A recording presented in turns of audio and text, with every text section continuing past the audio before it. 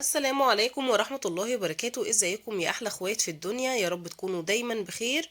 النهاردة هنعمل تورتاية سهلة وسريعة جدا وباردة في 5 دقايق زي ما احنا متعودين، وعملنا معاكم قبل كده كذا تورتاية باردة. بصوا شكلها تحفة، خطيرة، طعمها احلى واحلى، وسهلة وبسيطة جدا جدا جدا. فاقل من 5 دقايق وانتي واقفة في المطبخ وبتعملي الغدا هتعمليها جنب الاكل، وانتي قاعدة وانتي واقفة بتعملي الاكل هتعمليها. تعالوا نشوف كده المقادير معانا. معايا كوباية ونص من الكريم شانتيه. اي كوباية عايري بيها كل المقادير علشان ما تتلخبطيش وتبقى المعايير مظبوطة. ومعايا نص كوباية من السكر، ومعايا كوبايتين من المية الساعة متلجة زي ما احنا متفقين. ضربناهم وحصلنا على القوام المتماسك زي ما انتوا شايفينه كده. بعد كده ضربت مانجاية خام زي ما انتوا شايفينها من غير مية. ضربتها كويس جدا ورجعت ضربتها مع الكريمة. الخطوة دي اختيارية، تقدري تعمليها او ما تعمليهاش اللي انتي حباه. جبت معلقة من الجيلاتين وحطيت عليها ربع كوباية من المية السخنة، وفضلت اقلب لحد ما دوبتها تماما زي ما انتوا شايفينها كده، ما فيهاش اي حبيبات. وبنزل بيها على الكريمة، ما تخافيش ولا تقلقي. ايا كان لو هي الكريمة ساحت معاكي شوية زي ما انتوا شايفينها كده، هترجع تاني تتماسك تماما. تمام. هنجيب بقى الصينية بتاعتنا اللي احنا بنتعامل معاها. اي صينية ممكن بايركس، مش شرط الصينية اللي بتتفتح. طبعا هنجيب بسكويت. يفضل طبعا البسكويت اللي هو المربعات اللي هو الكبير. بس للأسف ده اللي كان متوفر عندي، بس مش هنوقف الحياة عليها يعني، وتمام شغال معانا الحمد لله. هبدأ ان انا اجيب شوية لبن. حابة تضيفي بقى نكهة نسكافيه او قهوة، اي حاجة اللي انت حباه تمام. عايزة كمان تحطي كاكاو مفيش مشكلة. انا عملته باللبن بس. ورصيت الارضية بتاعة الصينية كلها زي ما انتوا شايفين، وبدأت احط كريمة.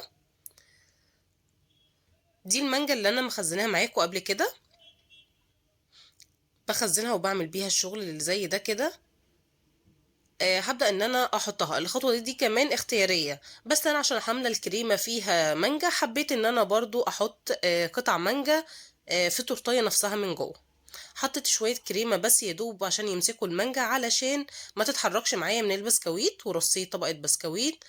وهحط كريمة تاني. هفضل امشي بنفس التسلسل اللي انا ماشية بيه ده لحد ما اوصل لنهاية الصينية.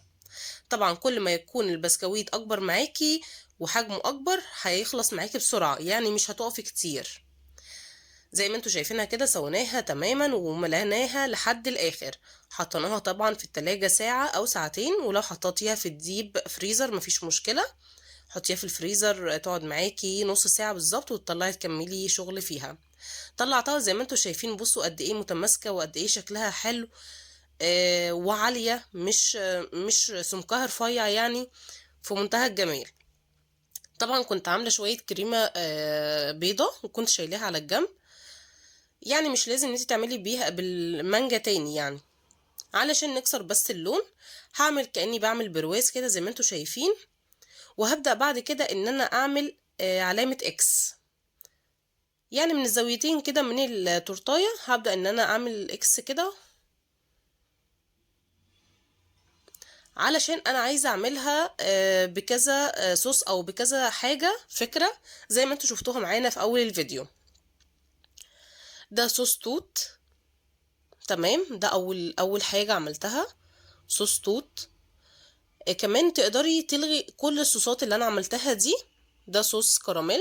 تقدري تلغي كل الصوصات دي وتعملي فاكهه، لو انت حابه بقى تحطي فراوله، كيوي، مانجا، تفاح، اناناس. تمام، تمشي ويبقى شكلها شيك جدا جدا وكمان حلو. وهنا عملت اللي هي الشوكولات شيبس دي، عملت نصها نص ابيض ونص بلاك او الغامقه يعني. عملت نص ونص عشان يبقى يدي برضو شكل حلو. واخر حاجه طبعا هعمل فيها مانجا، علشان انا حشيها بالمانجا وعامله الكريمه كمان بالمانجا، فحبيت ان انا كمان احط مانجا.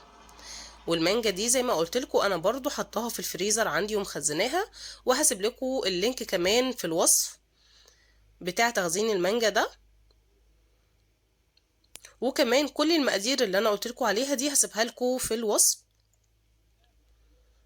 بصوا سهله وبسيطه جدا جدا، ما خدتش معايا وقت، وطالعه في منتهى الجمال.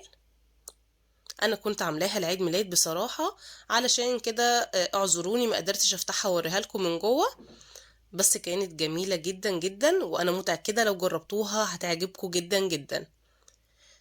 يا ريت ما تنسونيش بقى في التعليقات وقولوا لي ايه رأيكم، ولو عجبكم الفيديو تعملوا لايك وشير كتير عشان يوصل لأكبر عدد.